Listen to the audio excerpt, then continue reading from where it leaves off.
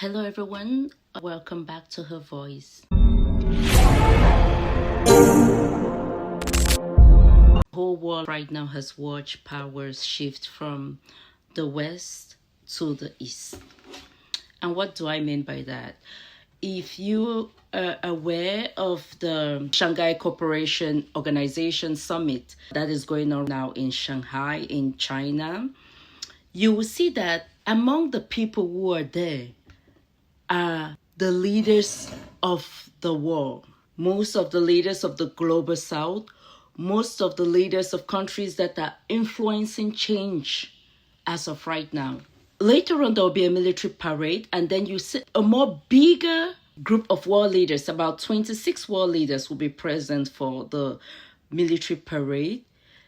You see African leaders, you see leaders from South America, you see the president of Russia, North Korea, India, Pakistan, Iran. There's no Middle Eastern president attending. No Middle Eastern. But you see African leaders. I know there are two African leaders. The president of the Republic of Congo, not the Democratic Republic of Congo, but the Republic of Congo-Brazzaville. And then you will see another president. Given the fact that during the Russia summit, we had a lot of presidents also from Africa and the global south attending. So these are two significant events that have had this year that has actually shown the world where the world is going to, where power is moving to, where the situation with the shift is going to take place. So August 31st in Tianjin, China, the leaders of the world, Asia, Eurasia. So Eurasia is talking about the Kazakhstans and beyond, covered the Shanghai Cooperation Summit, which is one of the biggest summits as of right now, because there are a whole lot of security things that have to be spoken. There are a lot of sanctions that were given on these nations, and they are actually coming up with ways to counterbalance all those sanctions. They are looking for ways to end wars. They are looking for ways to improve their security, and they're looking for ways to trade with people in their currencies, and the West will say they want to de-dollarize. The president of China, His Excellency President Xi, hosted the summit, joined by Vladimir Putin, India's Prime Minister Modi, Iran's President Mossad, Pakistan's President Shehbaz, and all these leaders, what they have in common is they are not anti-West, in my opinion, but I think the West actually hates them. And the West can really do nothing without them. President Xi said the dragon and the elephant must work together. Only through unity can we ensure stability in Asia. And I would like to say the dragon, the elephant, the mouse, the rabbit, all can work together. And only through unity will the global south win. Will everybody be stable? Only through unity, only through free trade will everybody win. One thing I want to bring into this conversation is China discovered the gunpowder, but they never used the gunpowder to kill people. They used it for entertainment. When they used that entertainment, the people present, the Westerners present, saw that technology, got that technology, and used that technology to kill. That's the mindset you have to think about. People are always like, this countries are bad, this countries are bad. Do we know why there's a war going on in Russia? I know we grew up and everybody, Russia, Russia, Russia. Do you know why Russia is fighting Ukraine? There was an agreement. Do not bring NATO in my border. And the pride of the West, they decided to bring NATO in their border, which Ukraine is that country, the proxy country that was used. That's why they're fighting this war. If you go back 10 years ago, Ukraine was actually one of the most corrupt countries. You can go and Google it. Ukraine was actually so corrupt that even the West knew about it. But then they have used this corruption to better themselves. Why is that? So the summit hosts more than the Shanghai Cooperation Organization members, Turkey's president, Egypt's prime minister, and the UN's general were also in attendance. This is symbolizing China is a growing influence in Central Asia, and it cannot be ignored. China is positioning itself as the world leader, and there's nothing we can do anything about it. The rest will fall in line. Same as when the US took over as the world leader by bombing Japan.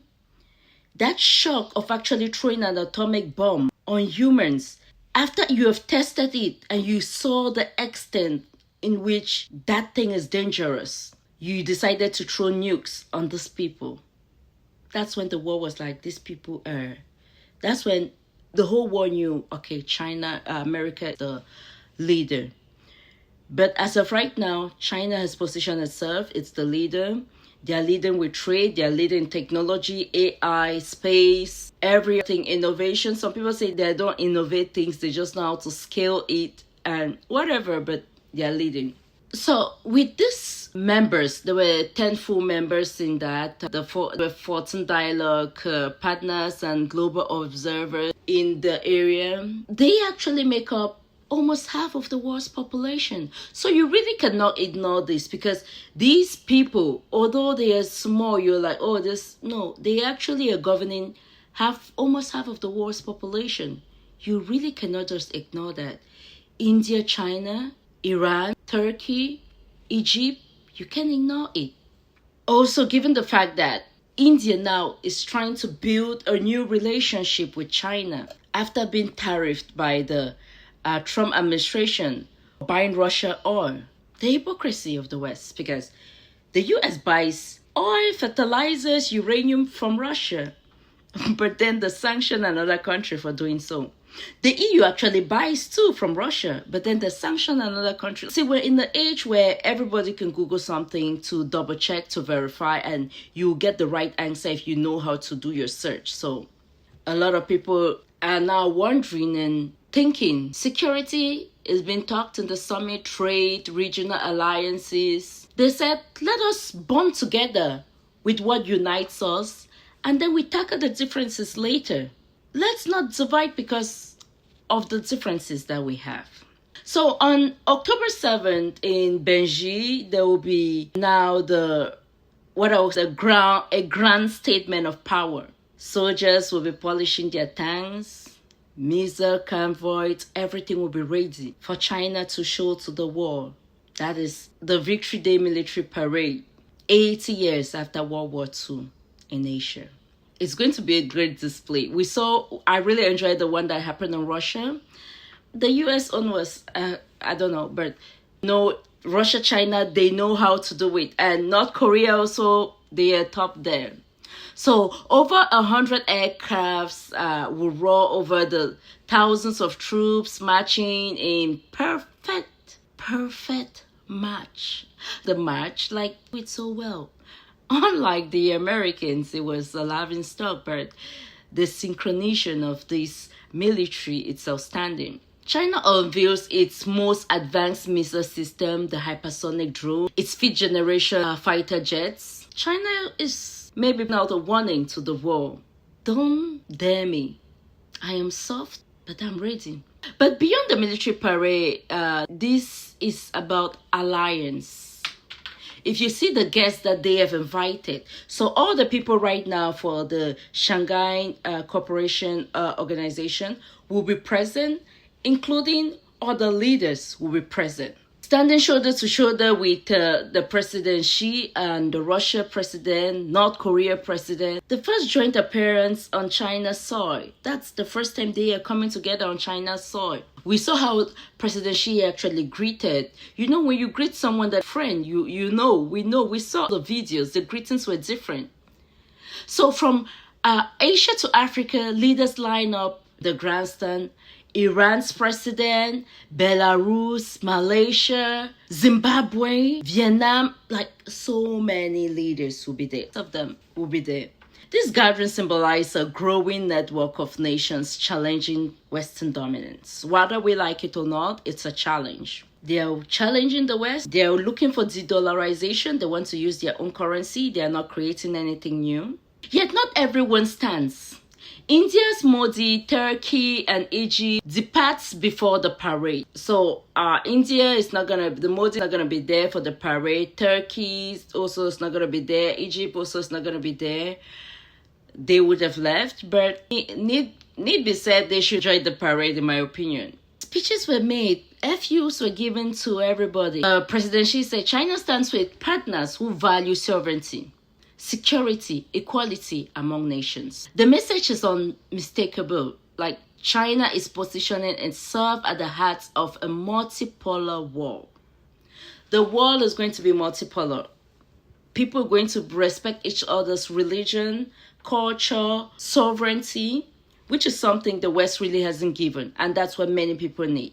Now, with the way power is shifting, what are some things that we should take into consideration? China itself has changed its method of doing trade, if you notice. I see that China will progressively want to build its industries in other nations rather than taking the resources out. Because this whole idea about a trade war has let people know that people are looking for barriers, like how to get trade wars, tariffs, and all those things. People are just looking for ways to get rid of it. And you can do so by putting industries in other countries. So in the next future, in the immediate futures coming, 10 to 20 years, China will start by building those companies in the regions where they want to. What I want to say is, power has shifted. This is the time for you to create your generational wealth. There are so many Africans in the West that have that generational wealth. But because of some reason, maybe your home country is not stable right now, there are other African countries, in my opinion, that you can go to and make those investments. One thing about wealth is, rich people have no states. Just look at it. Rich people have houses in each and every country. They build industries in each and every country. So why are you looking for generational wealth and you're thinking just about building it in your own home country? Strategize. Look at the country that can easily assimilate you and move over to those countries, and then you later on move to the country of your birth. But to create your generational wealth right now, be thinking of Africa. See how we can move that world back. I said in my earlier video that the stock market is going to be pumped. With or without Trump, with or without JD Vance, that stock market is going to be pumped. One thing about the rich is they will not lose money. For no politician on this earth will they lose their money. So when it comes to losing their money, they will pump the stock market. So those investing, once it goes up and it's about to come down, please, I don't know how to time the market, but be vigilant and get your money out and start investing. When I say investing, please don't go to Africa and you start opening bars and things. No, invest. Build a clinic, build a hospital, build things. Let's start building things. I recently watched a child in Nigeria that has created a plane or something like a. If money is put in that child will develop something. But no, nobody's going to put money into that child. Maybe even 100K put into that child is going to do something. It's going to create something. Maybe just modify the engine and scale it out. But no, we don't do that because of all these different currencies that we have left, right, and center. But that is going to stop, and we're going to position ourselves to create the next best thing. The good thing about Africa is we don't need to go and start creating the internet and AI. No, we're just going to pick it up from where they have left it. The same thing that Japan did, China did, we pick it up from where they have left it and we go further. So the world is watching. I hope you're thinking about your future children. Thank you for watching Her Voice. Have yourself a good day.